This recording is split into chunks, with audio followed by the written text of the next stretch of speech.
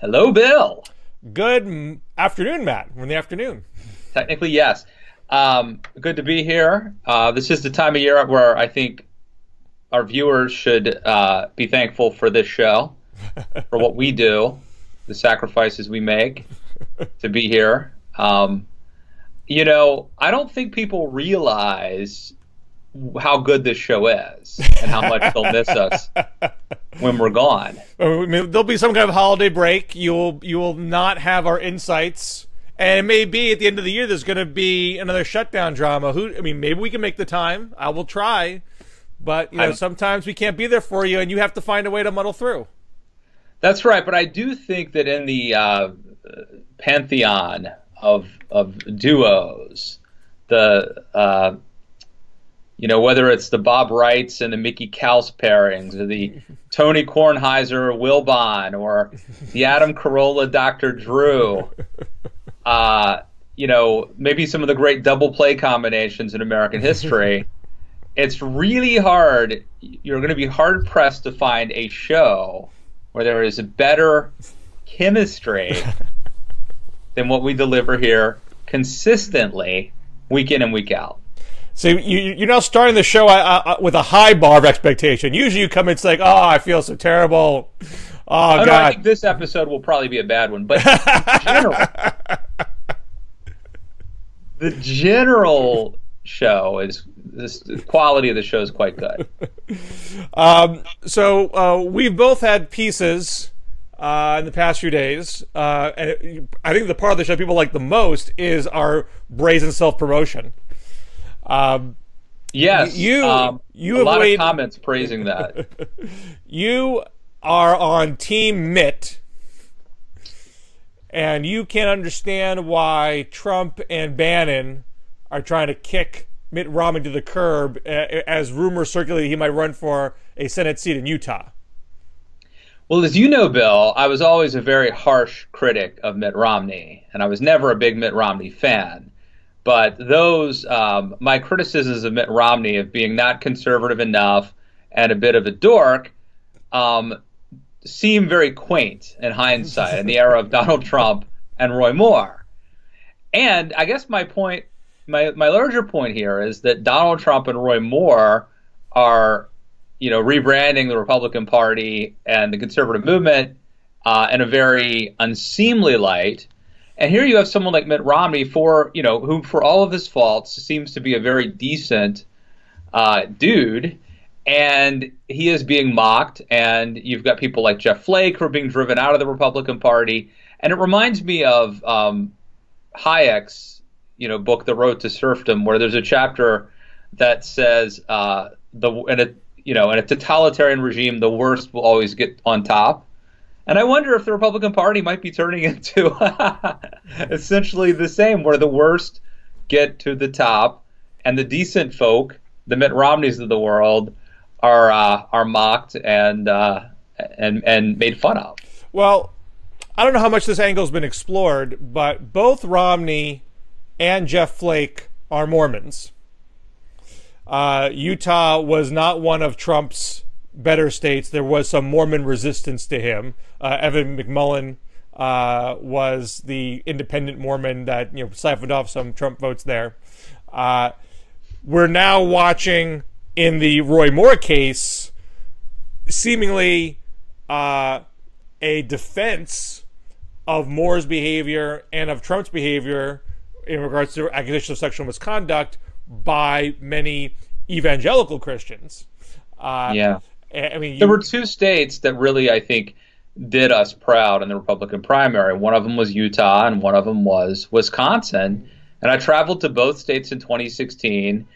And Utah, probably I had the best part of my book tour, my abbreviated book tour, but I did a swing out west. And Utah was probably the most receptive state that I went to for Too Dumb to Fail. Well, but Wisconsin's day in the sun was brief as it quickly jumped on the Trump bandwagon after the primary.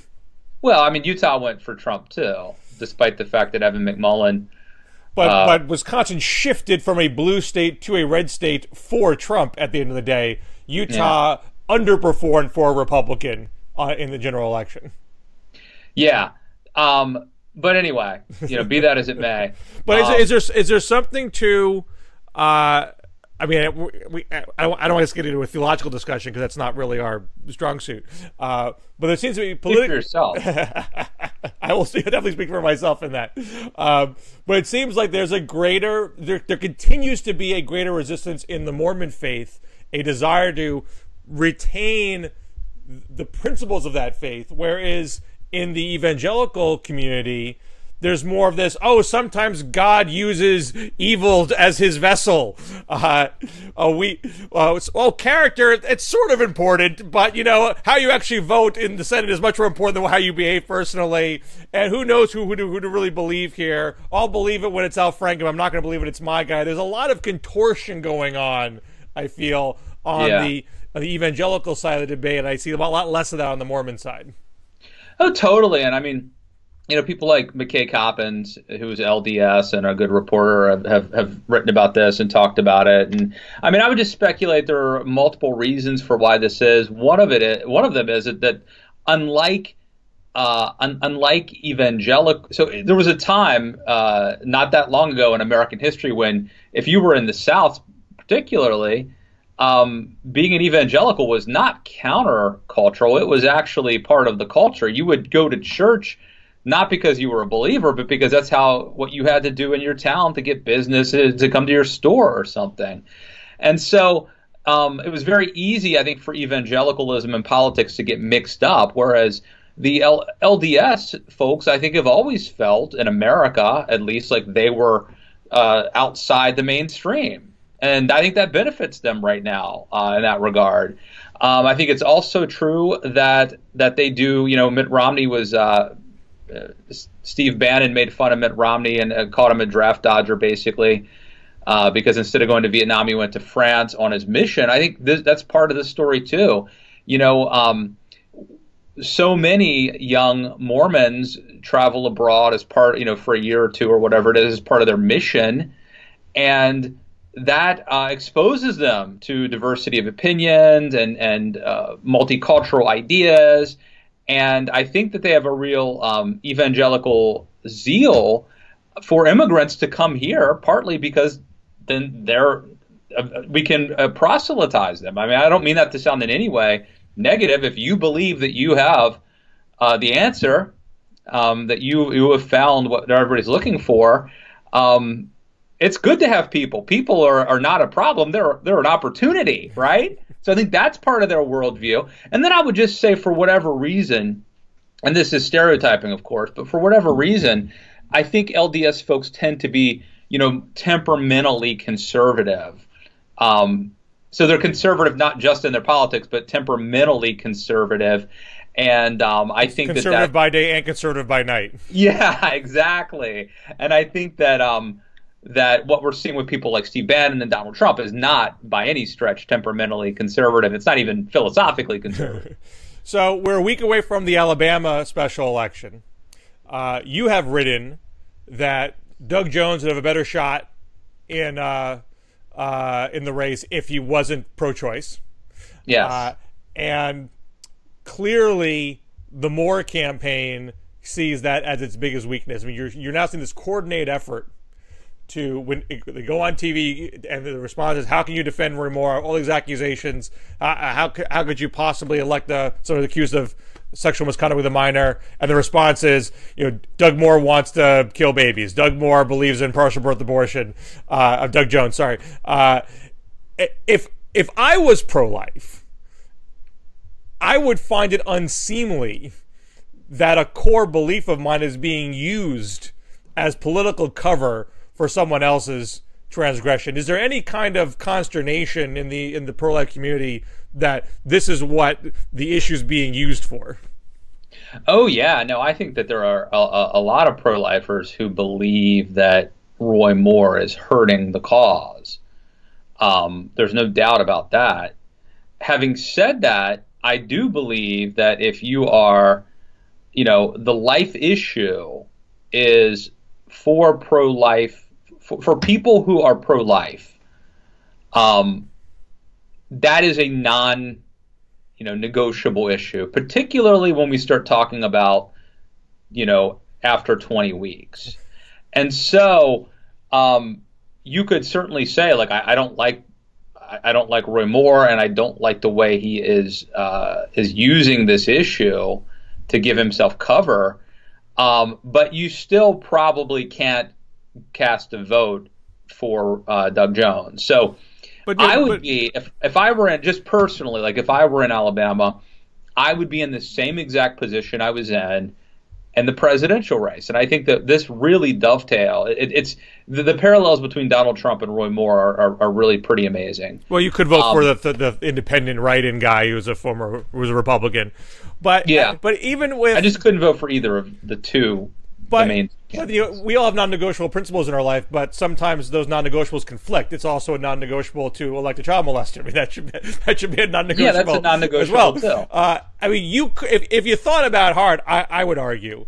I mean, I saw one of Moore's surrogates say on CNN, this race is going to determine who is on the Supreme Court, and that's not true. This is not the 50th vote. Maybe it could become the 50th vote depending on what happens in 2018 or 2020. Right. Obviously we can't predict the future, but you're gonna get your conservative judges with or without this seat for the next 2 years at least. And also the race would be up in 2020. Right. There would be And there's very little legislation that is in front of the Senate that actually involves abortion. We talk about defunding Planned Parenthood all the time, yet it never actually happens. And it's certainly not on the precipice of happening now. So I think you can vote for Doug Jones and not feel like I have abetted abortion by doing this, because in all likelihood over the next 2 years, it's not going to affect the abortion issue one whit. Well, that may be true.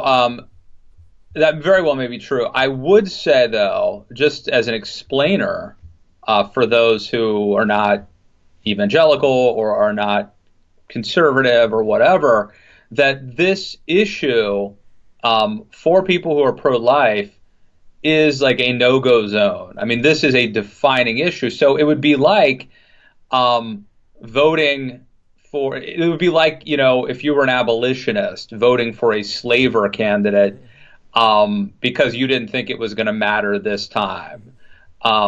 That's the analogy. I mean, I think there are folks on the left for a long time like, I can't vote for somebody who's for the death penalty. Very similar to abortion. I don't want to have my vote kill somebody.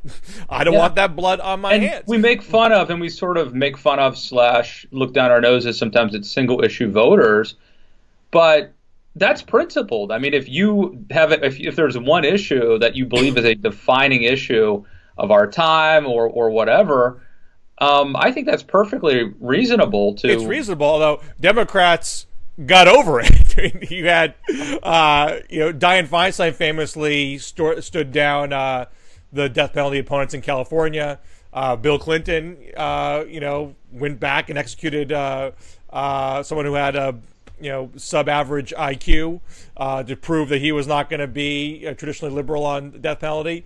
And Democrats, by and large, said, you know what? If this is what it's got to take, it's what it's got to take. Otherwise, we're never going to win. I mean, yes, it's an important issue, but if this is my non-negotiable and it means I help elect Republicans, guess what? There will be a lot of executions and a lot of other horrible things, and so I can't make this be the end-all, be-all. Yeah, true. Although I would say a couple things. I mean, one, I don't think the Democratic Party or liberalism that's never been the defining. I'm sure there are examples of people that felt very strongly about it, but that's never been, I think, a core or the core issue for them. Whereas amongst conservatism, if the Republic, some people would say taxes, right?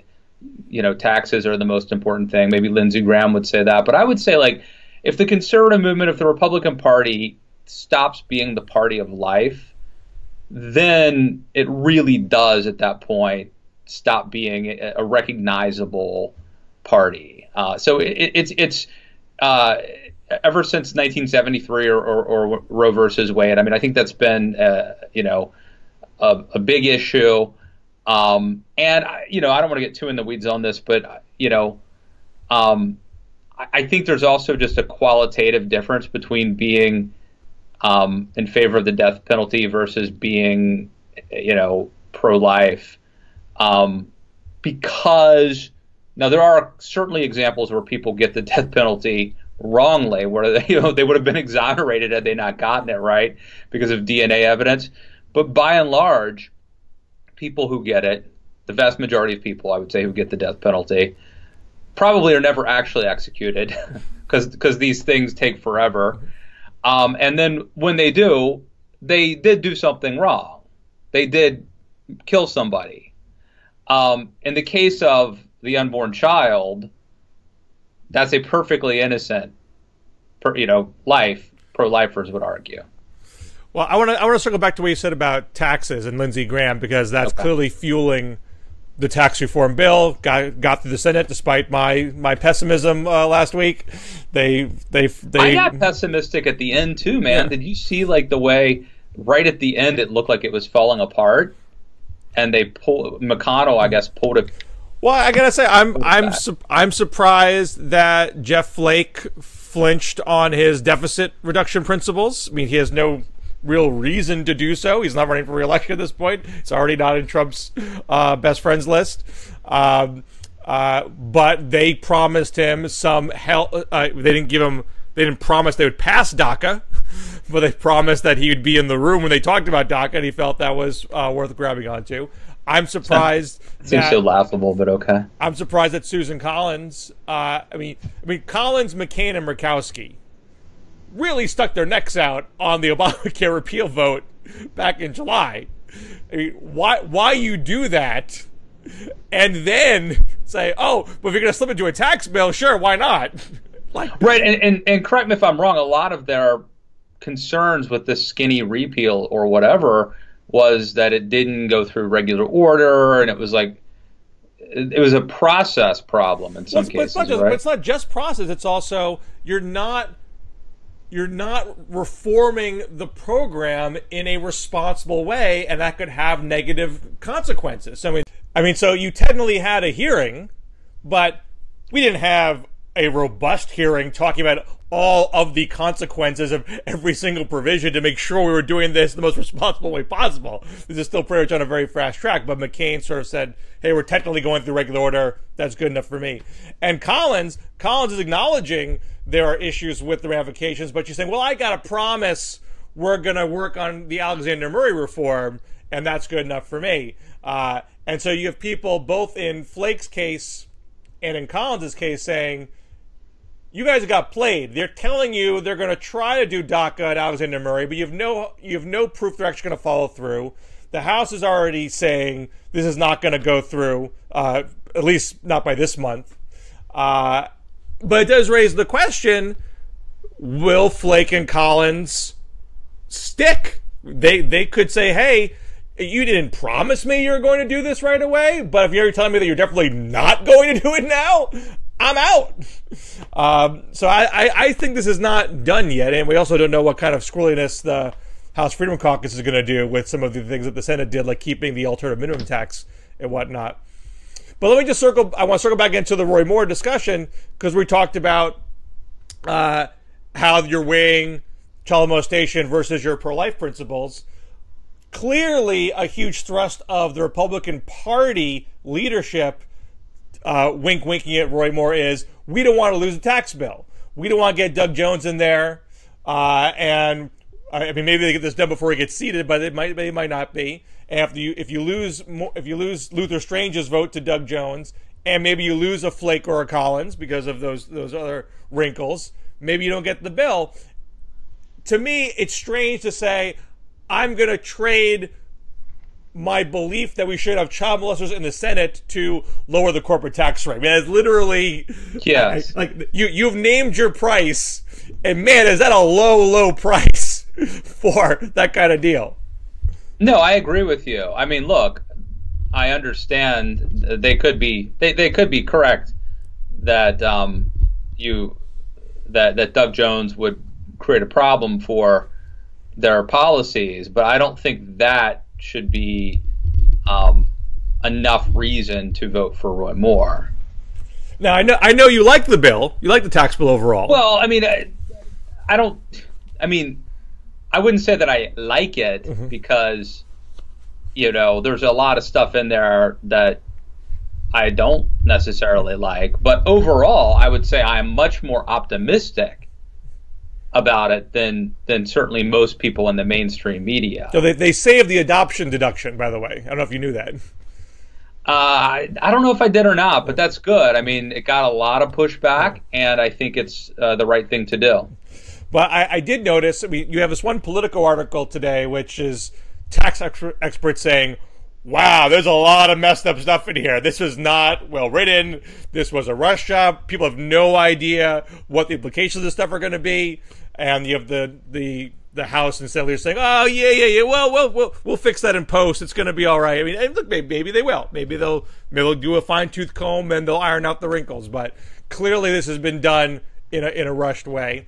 And I saw Bob Murray, who's a coal CEO, quite frankly, one of the worst coal CEOs. I mean, this was the guy who, when there was a mine collapse in the West, I think it was Montana. Forgive me if I'm getting the state wrong. And people didn't know how many people were dead under the ground. He was holding court on live TV, complaining about global warming activists.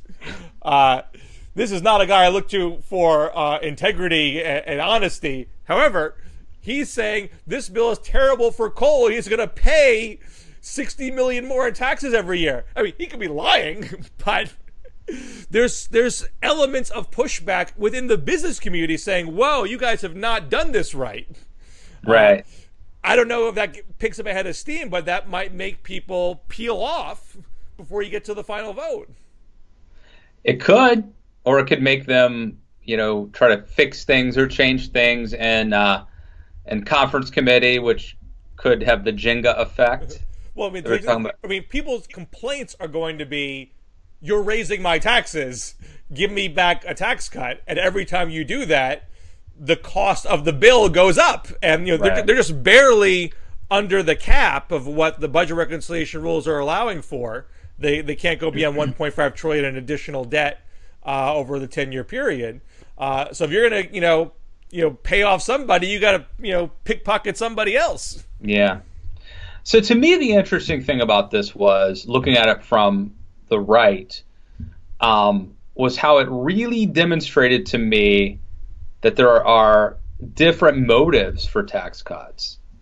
So I would say there's a supply side argument for tax cuts, which basically says that, for example, if you cut taxes, in this case, the corporate tax cut dramatically, it's going to stimulate growth. It's going to people are going to start businesses and companies and save and hire more people, and that's going to grow the economy. And then the derisive term for this is trickle down economics, right? Right. That is, I think, the main impetus for this bill. It's the premise of a supply side tax cut that's going to grow the economy. That way, in a dynamic world, the deficit doesn't go up, at least not as much as most, the scoring would indicate. But you also had a lot of conservatives making other arguments, which I think they're not necessarily mutually exclusive from the supply side argument, but I would say they're very different.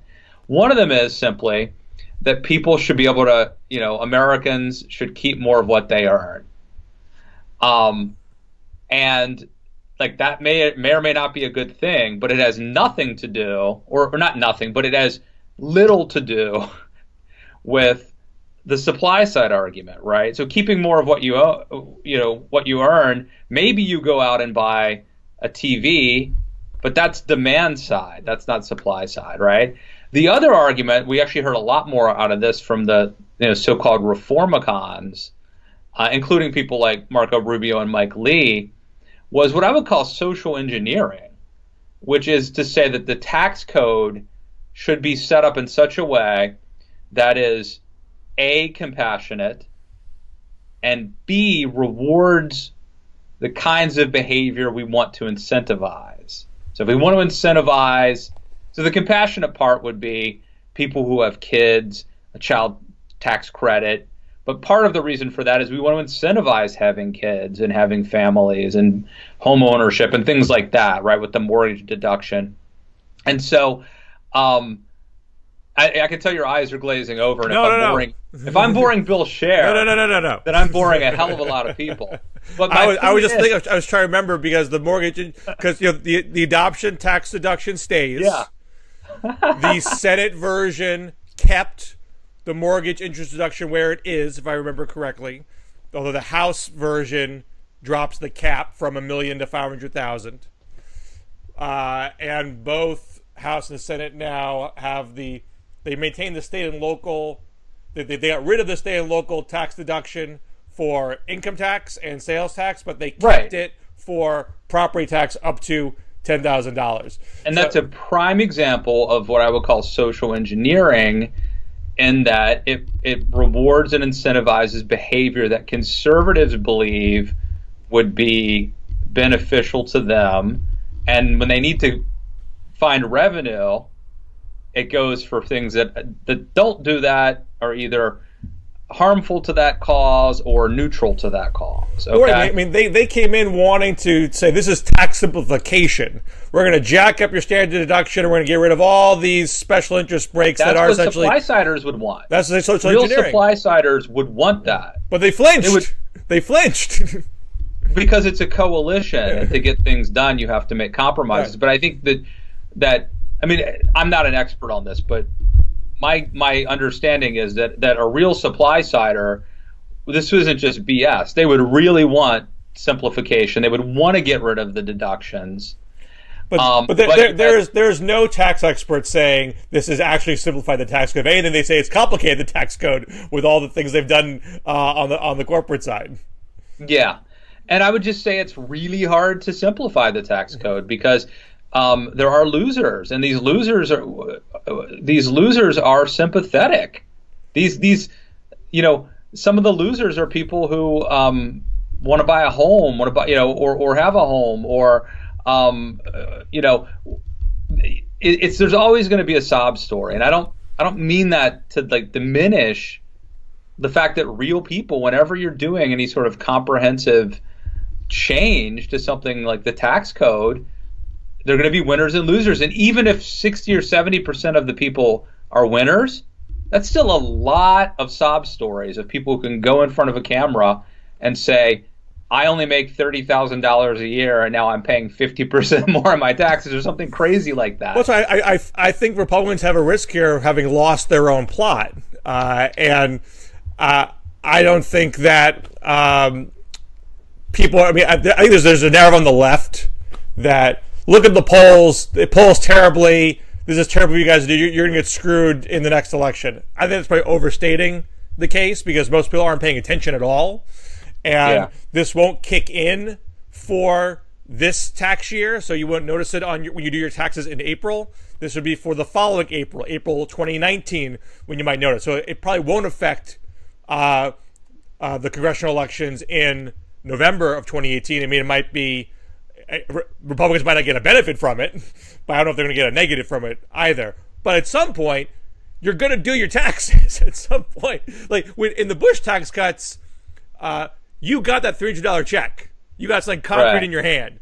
And the Democratic complaint was, this is chump change. These fat cats are getting tens of thousands of dollars, and this is what you're getting. And the response was, I don't care. I got a check. They told us to get a check, and I got it. That's better than I can say for most politicians. Thank you, George Bush. In this case, the line from Trump is, you're getting massive tax cuts. And the line from Paul Ryan is, we're getting a simplified tax code. And these things aren't really true, or at least they're certainly not true for everybody. Yeah. And at some point, that's going to be evident when you do your taxes. I do believe that there's going to be problems with this bill. Not every, there will be some people who end up losers. By and large, I do think it's going to help stimulate the economy. There'll be more jobs created. That's the hope. I think that's going to happen. I'm concerned about the deficit. I think that's still a legitimate concern. So in other words, I think the scoring indicates that about a third of the deficit will be made up by growth. And that growth isn't going to be that robust. I mean, both the Joint Committee of Taxation and Goldman Sachs were like, you might get a little bit of growth. But Goldman Sachs was even saying you might get a little bit of growth in the first couple of years, but then you might go negative after that. I mean, but you're very minor numbers either way. But no one was saying this is gazoom, we're taking off. Right. And the Republican reaction to that was, they don't know what they're talking about. Yeah, I think I'm probably more optimistic than the scorers, but still, I mean, to me, the big concern is the deficit, much more than these other concerns. But I do think it's interesting how on the right there were just really different. It became very clear to me that this was like a case study of how there are different people, different sort of brands of conservatives who are in favor of tax cuts for entirely different reasons. And I guess I always intellectually knew that, but this really underscored to me how the guy who just thinks we should keep more of what we earn doesn't necessarily buy into the idea of growth. And the guy who buys into the idea of growth and simplification doesn't give a damn about like using the tax code to try to get Americans to like be more bourgeois or whatever, or and so it's interesting. I'll just say that. Well, I want to. We got to go in a little bit. There's two topics I want to get to before we go. Your boy Al Franken. I think we got to talk about Al Franken. I mean, it's Wednesday. We're taping. Supposedly, and announced it's coming tomorrow. Why expectation is going to resign? You got 20 plus Democrats in the Senate saying he should resign. And this is coming off of the heels of another allegation that certainly seemed worse than the groping allegations, that this was an attempt to, a forcible kiss, and then I'm playing the I'm an entertainer, you have to do this card, which Franken actually denies. At least he denied in the Politico story. But this seemed to be one story too much for most Democrats. As recently as yesterday, I thought he was going to weather the storm. Yeah. Well, there was that story in the Star Tribune where they surveyed, the state, and people were like, right. This seems not too big of a deal, and he apologized, and what are you going to do? And now, now the pressure's on. I can't remember if I said this on a previous show or not. I mean, I said a previous show that I thought it'd be in his interest to resign, to set an example and have that be the capstone of his legacy, and perhaps the way he does resign might, in some way do that. I have a flip side argument, which also tugs at me, which is if only the people who admit to wrongdoing resign, it's a disincentive to admit to wrongdoing. Well, yeah, because it does seem like from a purely political standpoint, and John Ziegler over at Mediaite has argued that if you put aside morality and doing what's right, the smart political play is to deny. Right. And Chuck Conyers resigned without admitting to anything, so that's a data point on the opposite case. Although he's 88 years old, he clearly wasn't going to go on for that much longer anyway. He was hospitalized, so I think there's some other factors in there. But especially if Roy Moore wins, and Blake Farenthold doesn't go anywhere, and Donald Trump doesn't go anywhere, but Franken has to step down. I mean, there clearly is a justification for Franken stepping down. I'm not saying there isn't, but with my own children, I say to them, if you tell me the truth, I won't punish you. I don't want to penalize you for telling me the truth, because then you're not going to want to tell me the truth anymore. And I want to maintain that relationship with you. I cannot tell a lie. I did chop down your cherry tree. I mean, if they say I did X, and I say, okay, now you lose your TV shows or whatever, the next time they're not going to tell me. Right. and they're gonna realize if I don't tell them, I can get away with bad behavior. So I think there's some value in having people be praise for taking accountability, because that might allow for more people to be believed and not get into this Roy Moore situation where you're fighting over who's telling the truth. But that might be an unavoidable consequence of what's happening here. Yeah, but then the other side of the coin is if the Republicans become the party that battens down the hatches and circles the wagons and sticks behind bad actors, and the Democrats throw these guys under the bus, pretty soon you're going to have a pretty stark contrast between you're going to have a Republican Party that's the party of supporting immoral bad people, right? So it's a good thing from a branding perspective, I would say, if the Democratic Party, even if it's reluctantly and after a lot of time, ultimately does the right thing, that gives them the high ground. I've been alive long enough to know that Democrats having the moral high ground has never been like the linchpin to Democrats winning elections. Well, let me ask you this. Is there a chance that Al Franken goes out there tomorrow and says, you know what? I'm not leaving because I work for the people in Minnesota who elected me. They're my boss. They will have a chance. They have a chance every so often to decide on somebody else. And I've got news for you, Senator Gillibrand and all these other people. You're going to have a hard time getting me to cooperate from now on some of the stuff that you might want to do. You're just going to have to get used to it because I'm elected. I mean, I can't discount the possibility he might stay. I don't think he would put it in those terms if he was going to God, stay. I would love it. I would love to hear somebody just to go. Is it what was the movie? I want to say Duckworth. It's not Duckworth. Bullworth. Yeah. It's a sort of a Bullworth thing. Yeah, I don't it's a reverse Bullworth. I think he might say, "I serve the people of Minnesota. I am ashamed by my actions. I understand people's concerns, but." I've pledged to serve my full term, and I've pledged to earn back your trust, and I'm going to keep working on doing that. I could potentially see him doing something like that. But then go rogue. I don't think he's going to start voting for Republicans because of this.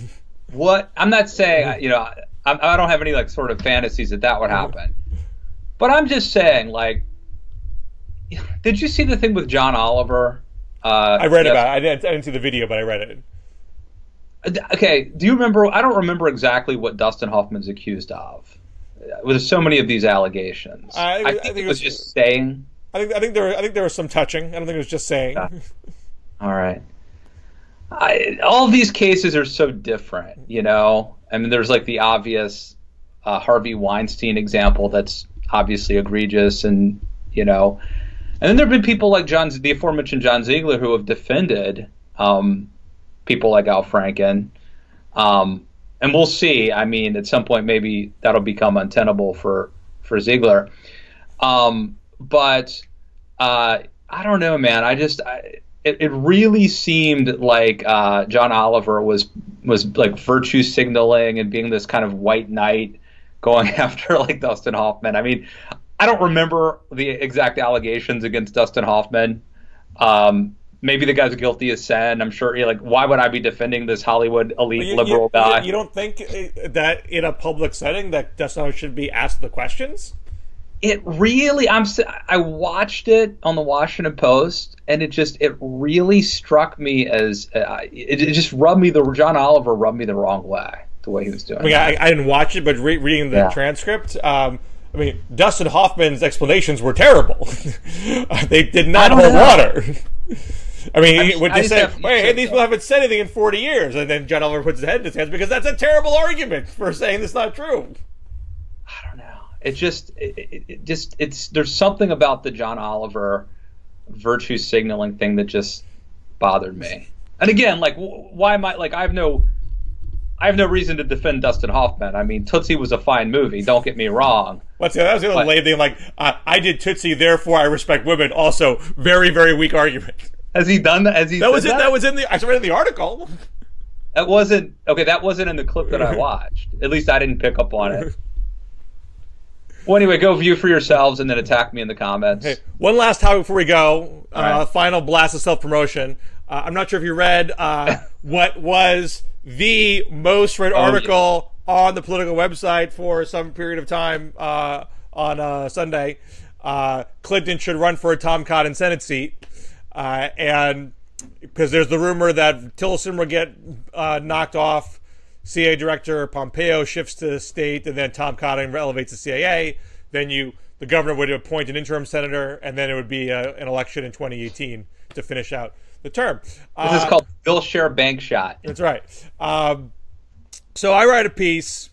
So the headline is Clinton should run for Tom Cotton Senate seat.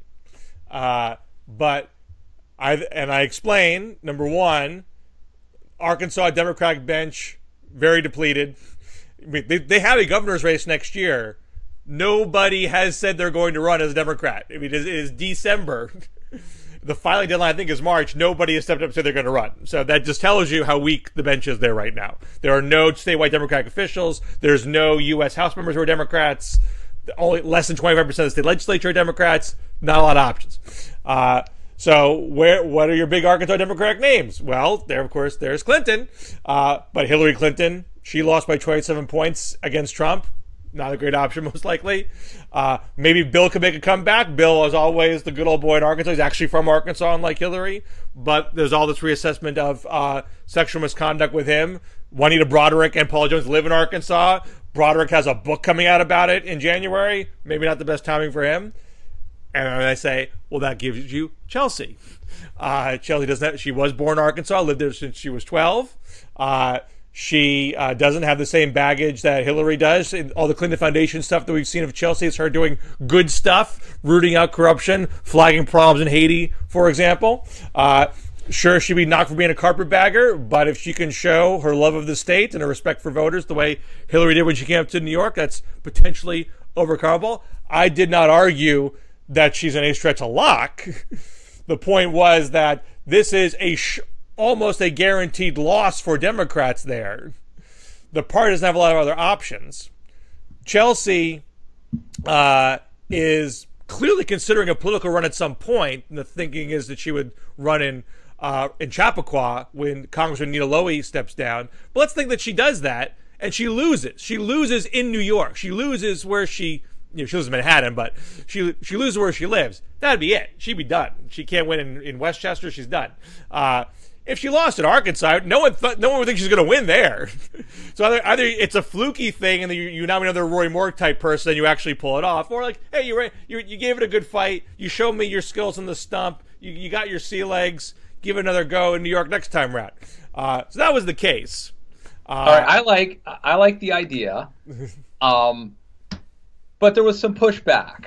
I gotta say, this was the most negative response I have done for anything in my public life. My whole feed is like, go away, retire, you're the worst, shut up. Oh my God, there are no other names in this universe. What's wrong with you? There are various conservative blog posts out there, calling me an idiot.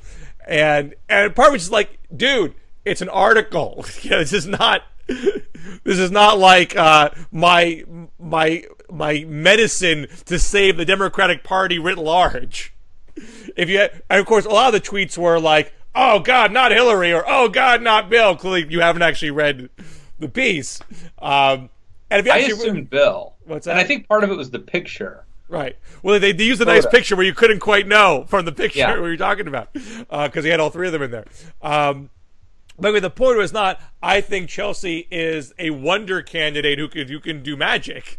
The point was that this is a tough situation for Democrats in general, and she has some challenges of becoming a professional politician. This might be a way to get started. But no one wants to get into those sorts of details. But it was amusing to see everybody beat up on me on social media and watch how well the article performed on the Politico Most Read site, because everyone's attacking for being clickbait, yet they are clicking on it and making the article do well. It's like people who say they hate negative politics, and yet negative politics works. Like, we've all written stories that that, you know, that we're a little more clickbaity than others, and they work. You know, there's a reason. But it is interesting to have that, you know, that weird thing where people are hating on you, but it's actually helping your page views, Right. you know? I had one nice comment from a Washington Post reporter who said, "I've never seen so many to be sure graphs in one article." And for those who don't know, like there's often you write a piece making a case, and you have in paragraph 10, "To be sure, here's why my argument could be totally wrong," Right. but blah blah blah blah blah. And I responded to her, and I was like, "If you notice, I don't actually say 'to be sure' anywhere." And she was like, "Yes, that was impressive writing." So obviously, someone appreciated the craft of the piece. Well, I think it was a fine idea. It's actually I think it's a better idea than it even first sounds. And this is being a professional writer and a columnist, is writing. Like, was it? I think Andy Rooney said, "You don't wait for inspiration. You get behind your keyboard and damn well decide to write something." Well, but I will say this: I expect you, as a recompense, I think your next column needs to delve heavily into a tariff, some sort of a tariff type situation, or something that Woodrow Wilson. Here's what's sort of irritating for me is that, to some people now, I'm like the consummate hack. I'm a clickbait joke because I wrote this thing. And I was like, "You bastards did not read my dissertation on the 1909 Payne-Eldridge tariff. Wasn't that long ago? Could have read it. You don't go clickbaiting that around now, do you? You're the ones reading this piece. You're choosing to make this the issue, not me." I agree.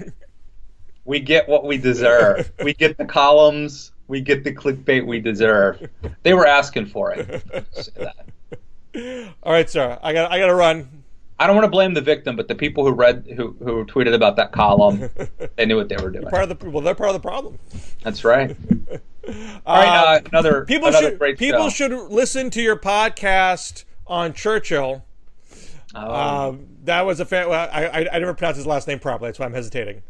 David Petrugia, who's a really good historian, and I'm actually going to publish a column whenever the news cycle slows down that summarizes some of those things we talked about, the dark side of his darkest hour. Yeah. No, you asked some tough Churchill questions. That was a good podcast. Yeah. I will warn people though, and go to iTunes, Matt Lewis and the News.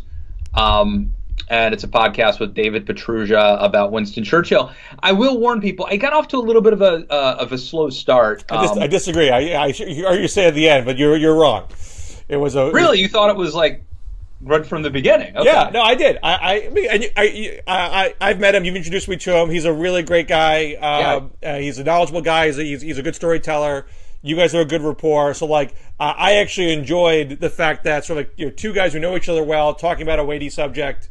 In kind of a light way. I thought it all came together very nicely. Oh, thanks, man. Well, I will say this: my podcast over the years, I've been doing my podcast for like 7 or 8, maybe more years. Many years I've been doing the podcast, and generally I've had traditionally new authors on to talk about their book, and I still do that. But more and more, like you, David Petrugia, John Ziegler, and John Hawkins, and sometimes Thomas LeDuc, my producer, like getting this coterie of regular guests on, every month or so.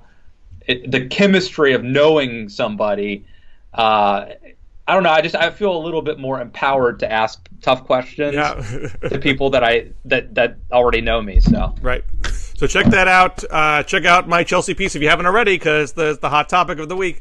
We're talking about it, and we'll talk next week for our special Hanukkah show. That's right. See you guys. Take care.